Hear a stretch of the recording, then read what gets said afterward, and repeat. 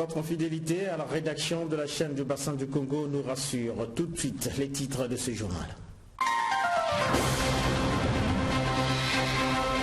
Inondation dans la partie nord du pays, l'ambassade de Chine au Congo apporte son assistance. Le centre hospitalier et universitaire de Brazzaville verra bientôt ses capacités renforcées grâce à l'accord qu'il vient de signer avec ses partenaires. Et puis, la presse congolaise s'apprête à rendre un dernier hommage à Borja Samba Bouesso, le directeur de l'information de Télécongo, décédé le 28 novembre dernier.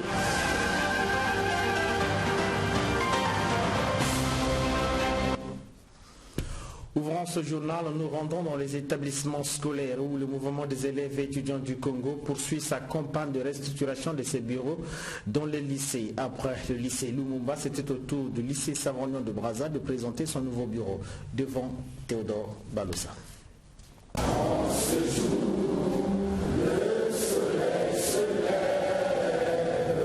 C'est Thérésia Bouzimbo, ici à l'image, qui présidera aux destinées du bureau du mouvement des élèves et étudiants du Congo, MEC du lycée Pierre Savorgnon de Brazza. Ce bureau, élu à l'unanimité par les élèves de ce lycée, a été officiellement intronisé par le président du bureau exécutif national du MEC concernant Epara. Thérésia Bouzimbo, la présidente, visiblement émue, compte sur la collaboration de tous les élèves pour mener à bien ses missions.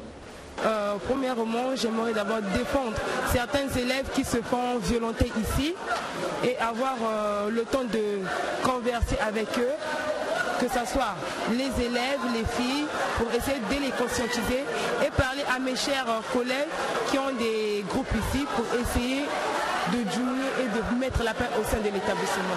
Beaucoup de filles d'ici se font harceler. Chez les élèves premièrement ou par les surveillants. Donc j'aimerais défendre ces cas parce que quand on est élu présidente, tu es au sommet et à la tête de tout un établissement. Une commission de contrôle et vérification a été également mise en place. Bureau dirigé par Norma Prince Kwelapuka. A noter que peu avant l'intronisation de ce bureau, les responsables du MEC ont tenu à conscientiser les membres de ce bureau sur la lutte contre les actes d'antivaleur, sur la défense des intérêts des élèves et sur le harcèlement sexuel dont sont souvent victimes les jeunes filles. Pour le président national du MEC qui annonce l'ouverture de la campagne d'intronisation des bureaux du MEC à l'université Mariangwabi, il sera mis en place, comme dans tous les lycées d'ailleurs, une ligue des jeunes filles au lycée Pierre Savorgnon de Brazza.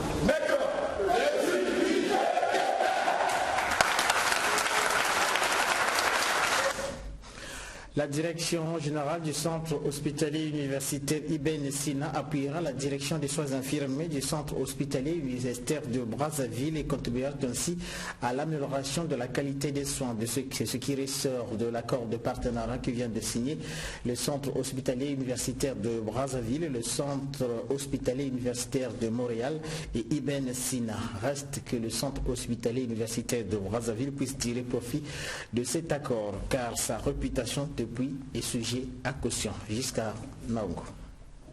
Le document est signé par le secrétaire général du FULS. Par cette signature tripartite, les CHU de Brazzaville, de Montréal et d'Ibn Sina s'engagent dans une mutualisation d'efforts dans l'amélioration du travail au CHU de Brazzaville. Avec le CHU Ibn Sina, le CHU de Brazzaville bénéficiera du renforcement et de l'organisation de la direction des soins infirmiers et aussi contribuer au renforcement des capacités de gestion administrative et clinique en fonction de ses besoins prioritaires identifiés pour l'année 2019-2020. En réalité, le partenaire Maroc se donne 3 axes d'intervention d'ici à mars 2020.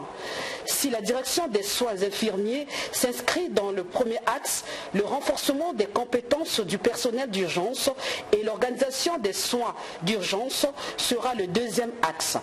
L'appui et l'organisation du bloc opératoire est logé dans le troisième axe. Une bonne affaire pour Sylvain Villiard, qui voit là l'une de ses missions se réaliser. Le patient est au cœur de nos préoccupations. Je sais qu'à Ibn Sina, le patient est au cœur de leurs préoccupations. C'est le cas au CHU de Montréal et c'est le cas aussi au CHU de Brazzaville. Il faut mettre l'ensemble de nos ressources, l'ensemble de nos connaissances vers le patient. Les réformes, c'est que nous mettons de l'avant avec l'aide de nos partenaires, c'est ici aujourd'hui, c'est Ibn Sina, vise l'amélioration de la qualité des soins aux Congolais. En espérant qu'une journée aussi, que tout l'Afrique centrale s'en bénéficie et qu'on redevienne une destination pour tout le monde, mais en premier pour les Congolais. Ce sont 3 grands centres de leur localité qui viennent de signer cet accord. Le CHU de Brazzaville, le plus grand centre hospitalier du Congo, le CHU de Montréal, de l'Amérique du Nord et Ibn Sina du Maroc. Reste que le CHU de Brazzaville puisse tirer le meilleur parti de cet accord parce que sa réputation depuis est sujet à caution.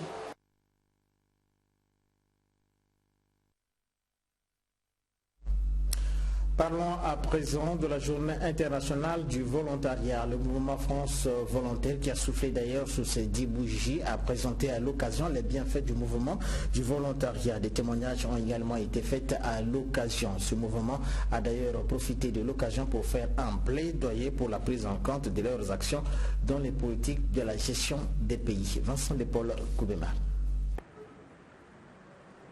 Le volontariat pour un futur inclusif, c'est sous ce thème que l'humanité a célébré jeudi 5 décembre 2019 la 34e édition de la Journée internationale du volontariat.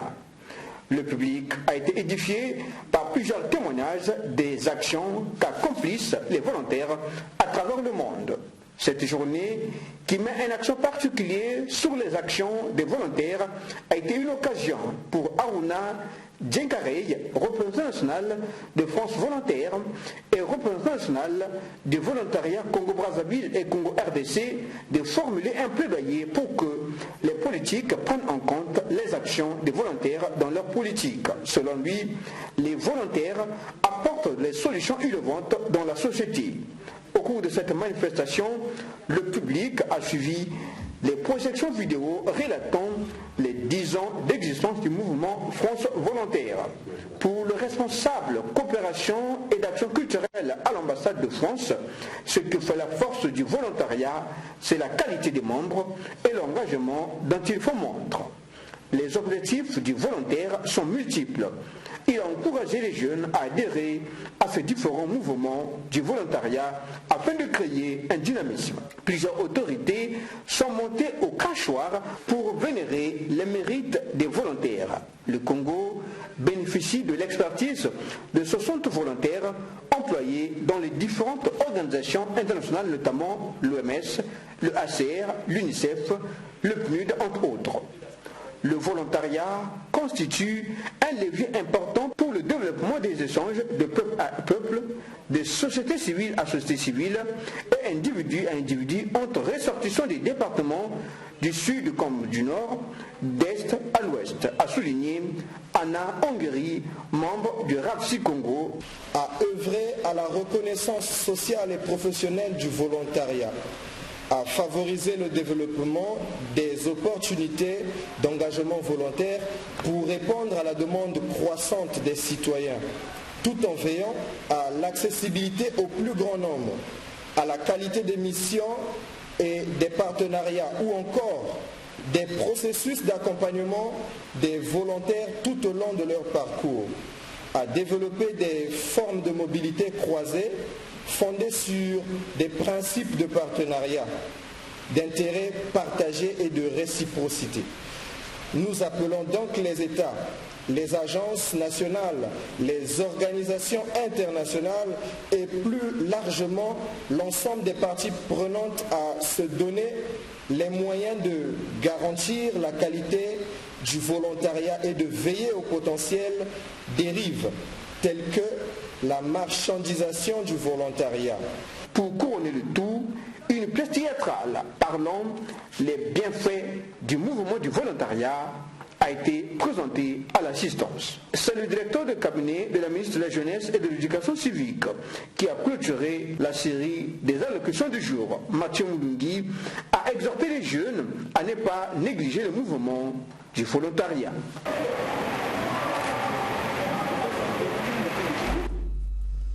Suze Percy Philippini, la coordonnatrice résidente des agences du système des Nations Unies au Congo, lançant le message du secrétaire général des Nations Unies, reconnaît les efforts que fournissent les volontaires. On l'écoute au micro de Vincent de Paul Koudemba.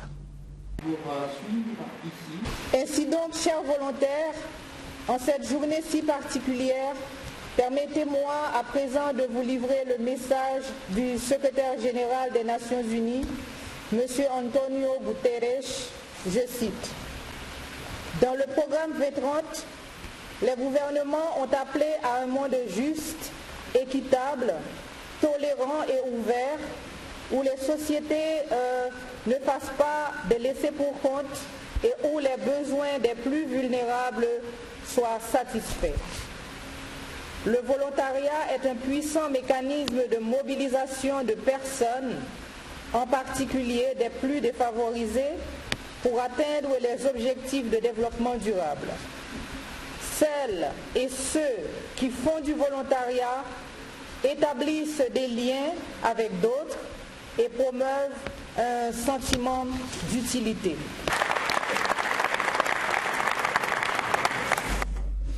Et puis l'humanité célèbre la journée de l'aviation civile internationale. À l'occasion, le gouvernement de la République a rendu public un message dans lequel il sensibilise l'opinion nationale et internationale sur l'importance de l'aviation civile internationale dans le développement de l'économie, le social et le culturel. On l'écoute, Jean-Jacques Bouya qui a rendu public ce message du gouvernement.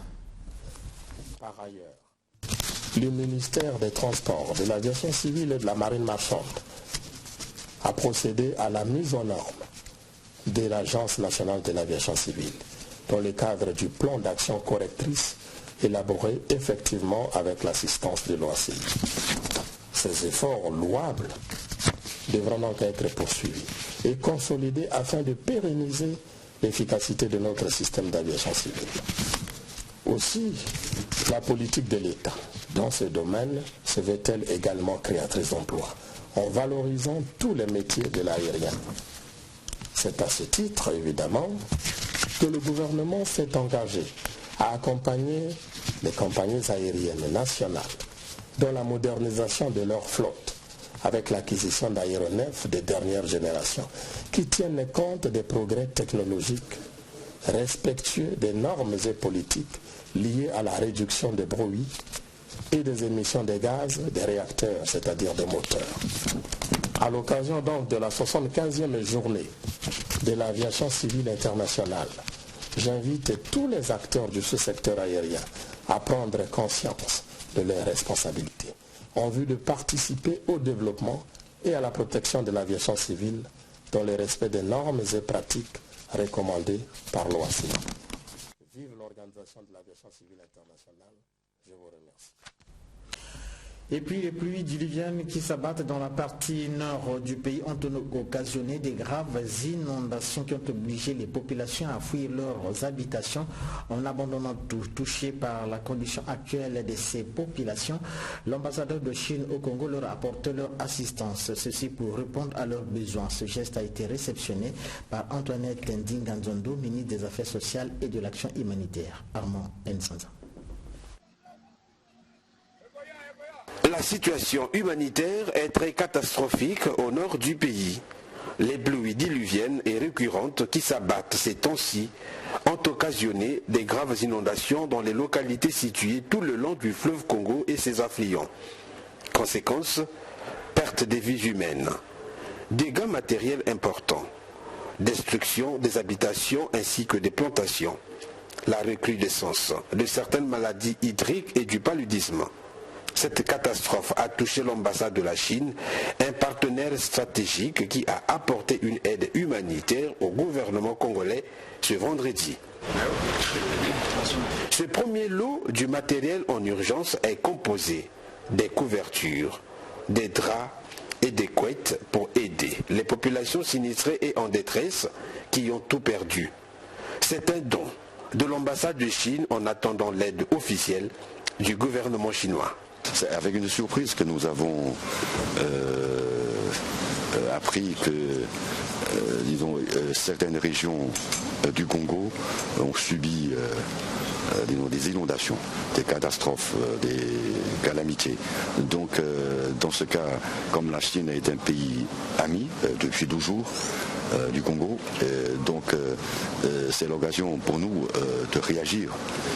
Après l'événement, j'ai eu des échanges téléphoniques avec Madame la ministre des Affaires sociales. Donc nous avons pu savoir les besoins principaux du Congo.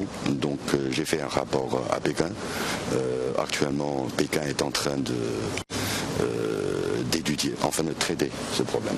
Environ 150 000 sinistrés sont concernés pour cette aide. Les États-Unis d'Amérique avaient déjà apporté leur aide au gouvernement congolais à hauteur de 100 000 $ américains pour purifier de l'eau, puis l'achat des vivres qui sont déjà distribués à plus de 12 000 personnes. Le gouvernement de la République s'emploie à faire face à cette catastrophe naturelle. D'ailleurs, des équipes sont sur le terrain pour apporter assistance à ces populations sinistrées. Je propose d'ailleurs de suivre Antoinette Dinga-Ntondo. Nous sommes en train de nous préparer. Les équipes sont en action. C'est pas facile. Il faut évaluer d'abord la population qui est touchée.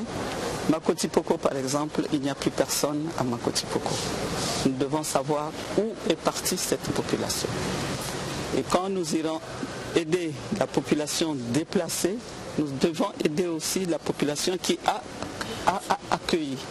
Donc, le nombre est multiplié par 2. Celle qui arrive et celle qui accueille. Donc nous sommes dans des calculs et bientôt, et après nous allons partir. Nous sommes en train de ministre. Brazzaville abrite ce vendredi la cérémonie du Digital Story 2019, une journée Digital Story dont l'objectif vise à connecter les startups aux grands groupes et aux institutions publiques. 40 entreprises sont déjà concernées par cette plateforme de pleine innovation des incubateurs de 2 Congo. Nous y reviendrons dans nos prochaines éditions. Décédé le 28 novembre dernier au CHU de Brazzaville, la dépouille de Borja Somba, directeur des informations à la télévision nationale, vient de sortir de la morgue municipale de Brazzaville pour le Centre national de radio et de télévision à Kombo, comme vous le voyez sur ces images, à la morgue où les collègues amis de notre collègue sont venus nombreux pour cette séance de levée des corps. Et juste après la mort de Brazzaville, la dépouille de Borja Somba a été transportée au Centre national de radio et de télévision où elle est exposée. C'est là-bas que se tient la dernière veilleuse sous fond d'animation culturelle. C'est ce samedi que notre collègue sera porté en terre. Juste après, l'hommage lui sera rendu par la corporation à partir de 9h. En République démocratique du Congo, une quinzaine de civils ont été tués et décapités par des éléments de l'ADF. Pendant ce temps, au Cameroun, 17 jeunes ont été enlevés par le groupe Boko Haram dans la région de l'extrême nord du pays. Le point de ces événements dans ce condensé dimanche de la Voix de l'Amérique. En RDC, une quinzaine de civils ont été tués et décapités dans un nouveau massacre près de Beni, dans l'est du pays. Cette nouvelle tuerie attribuée aux ADF a visé le hameau de Mantumbi. L'élection présidentielle au Togo, à laquelle Faure Gnassingbé devrait être candidat pour un 4e mandat, se tiendra le 22 février 2020, a annoncé le gouvernement dans un décret pris en Conseil des ministres. Un autre décret publié jeudi soir fixe la caution à 20 millions de francs CFA. Au Cameroun, 17 jeunes âgés de 11 à 20 ans ont été enlevés jeudi soir par Boko Haram dans la région de l'extrême nord du pays, en proie depuis plus de 5 ans aux attaques du groupe djihadiste nigérian. Au moins 58 migrants partis de Gambie sont morts noyés au large de la Mauritanie en tentant de gagner l'Europe. C'est le pire naufrage en 2019 sur la route des migrations longeant la côte atlantique, affirme l'OIM, l'Organisation internationale des migrations. Voilà, c'est par ce qu'on donne cette image de la Voix de l'Amérique que nous bouclons ce journal. Merci de nous avoir suivis. Je rappelle que le corps de notre regretté collègue Borja Samba, qui était admis à la morgue du centre hospitalier universitaire de Brazzaville, est en ce moment exposé au niveau du Centre national de radio et de télévision à Combo. Merci une fois de plus de nous avoir suivis. On se retrouve le samedi.